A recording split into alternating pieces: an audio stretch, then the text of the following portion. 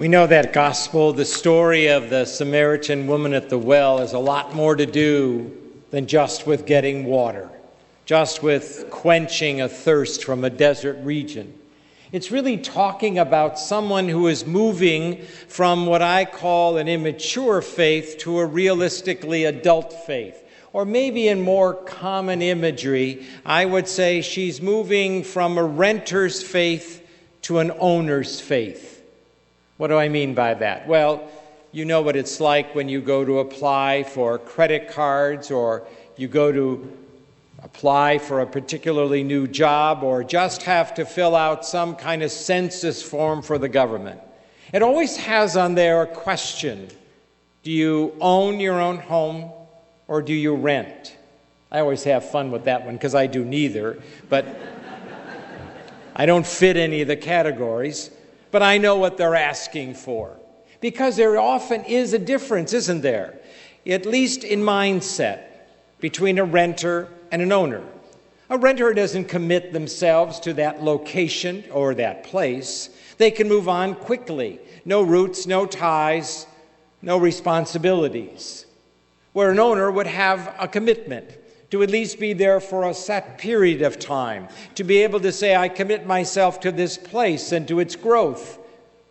A renter often doesn't think of them staying there a long time, enduring till 20 or 30 years, but an owner often does. We will endure, and so does my faith. It will see me through other times, longer situations. So you can see why there is an importance to make a distinction and to make a growth between being a person who rents their faith and someone who owns their faith, someone who really has a sense in which they're going to embrace the faith. And that's what this woman does. She moves from that renter to that owner. And that's really the challenge for all of us here. So how are you going to do that? How will you move from someone who is just renting that faith to someone who is truly going to own the faith that they have? And I'm going to suggest 3 ways. The first way you do that is by not listening to, not giving heed to the lies you tell yourself. That may surprise you, but we all lie to ourselves all the time. You probably lied to yourself a few days ago when you were hungry, and you went to the refrigerator, you pulled whatever it was, knowing it wasn't what you really should have, but you lied to yourself and say, I'll just have a little less and then it's okay. It wasn't, was it? But you lied, and you said it anyway. You and I lie to ourselves in a lot of other and much more serious ways. When I feel alone and isolated, I forget that part of the reason I'm alone and isolated is because of the choices I've made, because of the behaviors I've engaged in. I've actually been the reason I'm isolated or alone, and I blame a lot of other people for it. I make excuses for my bad behavior and none for your own. So I lie and say the reason I'm alone is because of them. The reason I'm lonely is because of other people. Or even when I feel that aloneness and separation, then I begin to look around. What will it do? How will I not feel so alone? How will I find a way of feeling connected with others? Where will I find that intimacy in my life? And I often go and find all the inappropriate ways to do it, from things on the internet to food and addictions that I can engage in. And I lie. And I say, it's okay. It's not that big a deal. Everybody does it, or besides, I deserve it. So I lie to myself. I don't embrace who I am. I embrace rather what I am not. And neither do I find what I'm looking for, because I'm listening instead to the lies. Sometimes the lies are different. The lies are, I say, well, it's okay to hold that resentment. It's okay to hang on to that anger. After all, what was done against me truly was wrong. And it was. But my anger and resentment doesn't heal me, doesn't make me in any way move beyond it, nor does it allow me to see myself with new eyes. I see myself still in those old eyes. So I allow the lie to continue. It's okay to be resentful. It's all right to indulge in the anger. I can do it. I don't have to be reconciled with this one. I can still remain all that I am without reconciliation with God or others. But then I don't feel at peace, do I? I don't feel like it's right, but I continue the lie. The woman at the well is confronted, and the Lord is trying to say to her, this is not who you are. You're beginning to believe the lie, and the more you believe the lie, the further you are from me. So we want to stop the lie. We want to embrace a faith that isn't somebody else's, but is mine. I own it. It's my faith.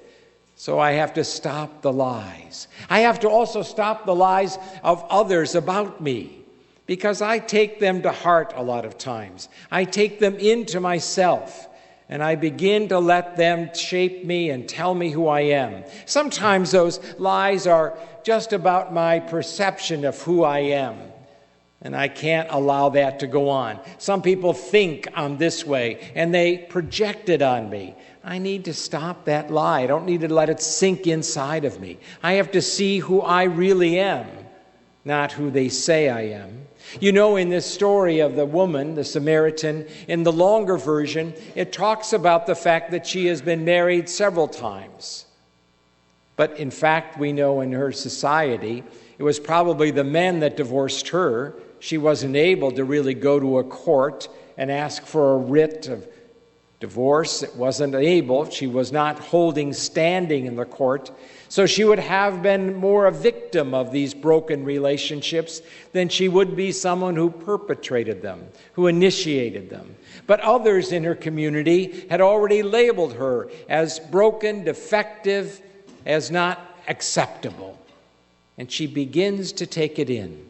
For she comes during the high noon, the hottest part of the day, to find the water, when all the other women would have come early in the morning, more convenient, cooler, but she doesn't want to be with them. No more stories. She doesn't want to hear them. She's begun to believe she is who they say she is. No wonder she can't move beyond. No wonder she can't be somebody different. She's internalizing all they've said. So I have to stop believing the lies of others about me if I'm ever to have that faith. And then finally, I have to do what she ultimately does. She listens to the one voice she should have listened to all along. When Christ asks her for water, he breaks the silence. He starts the conversation. He breaks all the cultural taboos and says, you are someone of value. You are someone of goodness. You are not someone without benefit. Can you give me some water? She must have been shocked, as it says in the gospel. Why are you talking to me? But in his speech, he is telling her of her goodness. In his beginnings of a conversation, he is reminding her she is not disposable, broken, or defective. She is still a daughter of God, and God will work with her, even in her brokenness, even in her difficulty, even in her fragility. God will work with her, and that's good news for us. So this gospel is about how do you journey from a faith that you're just renting to one you own and possess. Don't believe the lie that you keep telling yourself of your lack of goodness, of your failures and your brokenness, nor the lies of others who confirm it or enhance it. Believe instead the one who speaks the truth, that Christ says, you've always my daughter, you're always my son, and I have what you need: water when you're thirsty, bread when you're hungry, wine when you need joy in your life. I am here in this sacrament, and I am here in this presence. So let the woman at the well who finally finds nourishment in Christ tell you where you can find your strength, your nourishment, and your hope. Not believing in the lie, but owning the faith that says, you're my daughter, you're my son, beloved all.